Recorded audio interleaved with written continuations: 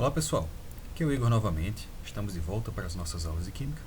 Nesta aula nós vamos estar falando sobre a estequiometria, que é um conteúdo caro de muita gente, ao mesmo tempo é um dos conteúdos mais importantes para a Química e para suas provas.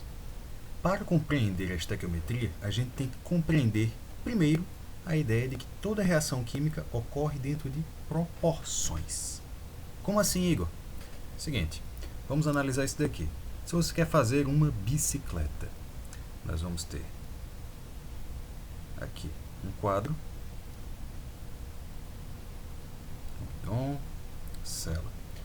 E além disso, a gente vai precisar de rodas. Nós vamos ter então aqui uma roda, duas rodas. Isso tudo junto vai estar formando o quê? A bicicleta completa. Então o que é que acontece?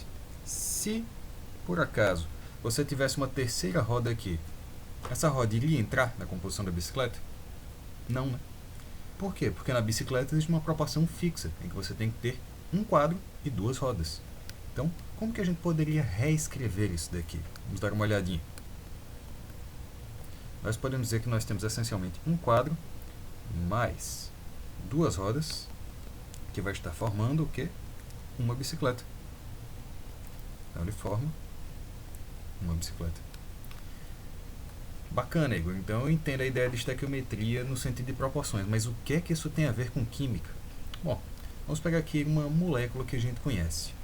Se eu pegar aqui o oxigênio e eu juntar ele com hidrogênio, hidrogênio, o que é que eu vou estar formando, pessoal? Veio o oxigênio para cá, e esses dois hidrogênios vêm. O que é que está acontecendo? Então vão ficar aqui. Aí a gente vai ter o nosso famosíssimo H2O, ou seja, a água. E para fazer a água, o que é que a gente confere? A gente vê que precisamos de dois hidrogênios e de um oxigênio. Tem como a gente fazer água com 3 hidrogênios e um oxigênio? Tem, mas um dos hidrogênios vai sobrar, porque as proporções são fixas. Certo, Igor. Então, se eu for até uma loja de bicicletas, eu consigo dizer para eles, me vê um quadro, me vê duas rodas. E aí que você sai com o suficiente para formar a sua bicicleta. Mas então, se você for a um farmacêutico e você pede para ele um átomo de oxigênio e 2 átomos de hidrogênio, aí lascou, né? Então, ele não consegue medir átomos, pelo menos não diretamente. O que ele consegue fazer é o quê? Colocar as coisas numa balança e a partir daí ele vai pegar o quê? A massa. Ou ele pode colocar as coisas num becker e nesse caso ele estaria medindo o quê? O volume. Então ele pode medir massa, ele pode medir volume, mas diretamente o número de átomos não dá para medir. Mas aí complica tudo, Igor, porque o que se combina são os átomos. Se eu combinar 1 litro de oxigênio com 2 litros de hidrogênio, vai dar o quê? 3 litros de água? Então, esse tipo de pergunta foi feita por um cara chamado Avogadro. Ele fez uma experiência bem interessante em que ele conseguiu medir a massa de átomos. E o que é que isso permite a gente fazer, Igor? Basicamente, ele permite você converter massa em número de átomos. E ele criou uma constante, que essa constante, gente, nada mais é do que um número. Deixa eu explicar uma coisa para vocês. Quando você tem, por exemplo, duas coisas, um dedo e outro dedo, isso aqui é um par. Ou seja, com 2 a gente faz um par. Com 3 a gente faz o quê? Faz um trio. Com 10, uma dezena. Com 12, uma dúzia. E aí, eventualmente, vai subindo. Com 1000, a gente tem 1 milhar. Com 1000 vezes 1000, a gente tem 1 milhão, eventualmente 1 bilhão e por aí vai. São números grandes. Mas, Avogadro, ele resolveu dar um número para algo, que era 6,02 vezes 10 elevado a 23. Gente, são 23 zeros. Se a sua conta bancária tivesse essa quantidade de zeros, filho, tu tem mais dinheiro que o mundo vai ter rodando durante muitos e muitos milênios. Porque esse número é enorme. E a partir da ideia da massa molecular, ele conseguiu fazer algo. Por exemplo, se a gente der uma olhada lá na tabela periódica, a gente vai ver que o hidrogênio ele tem massa 1, ele tem número atômico 1. Então, o que acontece? Dadas as proporções de Avogadro, se nós tivermos 1 grama de hidrogênio, nós vamos ter 6,02 o quê? Átomos de hidrogênio. Mas se a gente der uma olhada lá no oxigênio, o que acontece é que ele tem 16. Então, se você tiver 16 gramas de oxigênio, você vai ter o quê? 6,02 átomos de oxigênio. Ou seja, se você tem agora a massa de um e a massa de outro, dá para você converter ele no número de átomos e saber se a combinação vai dar certo. Soando estranho? Então vamos dar uma voltada para o nosso exemplo. Vamos supor o seguinte. Vamos supor que isso daqui pese 10 kg no nosso quadro. E que uma roda pese 1 kg. Então, se você está numa montadora e você tem 100 kg de quadro e você tem 20 kg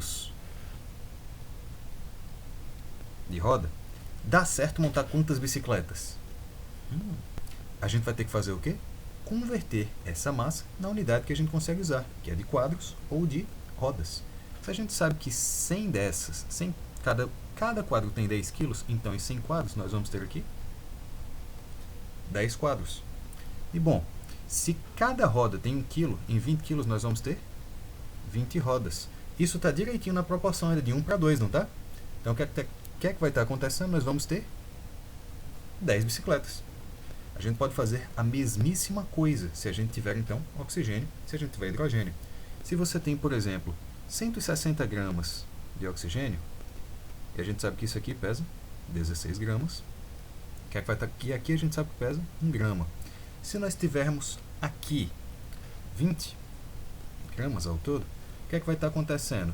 De 160 para 16, a gente teve que multiplicar por 10. E aqui, de 20 para 1, a gente teve que multiplicar por 20. Então, o que é que acontece? As proporções estão mantidas. Quantas águas a gente vai fazer? 10 também. Então, Avogadro conseguiu, na verdade, resolver para a gente o como fazer esse tipo de combinação a partir de medidas que a gente consegue obter. Mas e como foi, então, que ele chamou esse número gigante? Esse número gigante ele chamou de mol. Então, quando você está falando de mol, você está falando de uma quantidade muito grande. Especificamente na química, você vai estar falando de uma quantidade de átomos. Por isso que quando a gente está numa equação química, a gente fala em termos de mols e não se preocupa com a massa, porque vai dar certo as combinações. Tudo bem? Então, o que é que vai estar acontecendo? A gente viu nessa aula as unidades que são utilizadas em química. O número de mols, que geralmente é chamado de N. Nós vimos a massa, que geralmente é colocada como sendo M. Geralmente ela vai ser trabalhada também em quilos, mas não tem nada impedindo de trabalhar com outras unidades. Existe também o volume, que ele vai ser utilizado basicamente para os gases. A gente vai aprender melhor como trabalhar com eles, já que os gases não têm volume constante. Ele depende das condições de temperatura e pressão. E vimos ainda, que eu vou chamar aqui de AT, que são o número de átomos ou moléculas.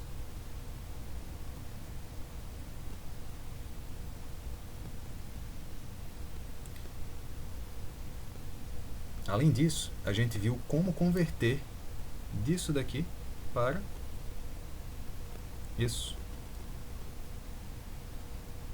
Ou seja, se você tem um certo número de mols e você quer encontrar o número de átomos, o que é que a gente vai estar fazendo? A gente multiplica pela constante de Avogadro, que é aquele número grandão.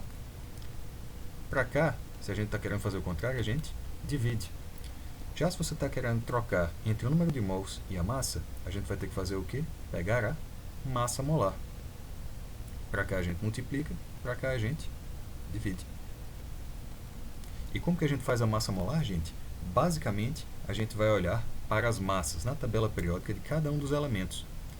Por exemplo, se nós olharmos para o H2O, olhando para a massa do hidrogênio, nós vemos que ela é 1. olhando para a massa do oxigênio, nós vemos que ela é 16. Então, o que é que acontece?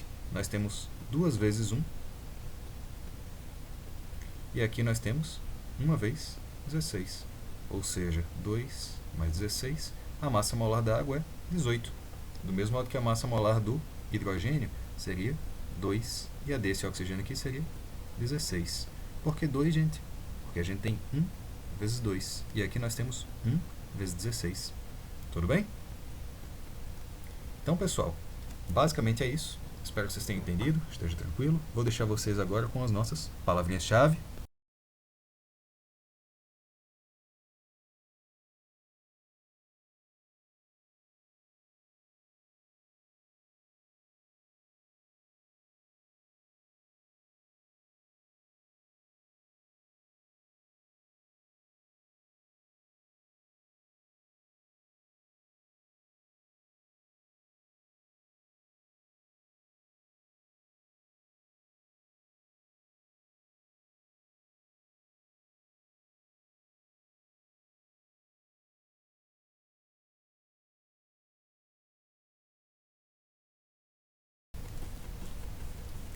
Lembrando, pessoal, o que é que vocês têm que fazer? Vocês têm que explicar o que é que está acontecendo em cada um desses.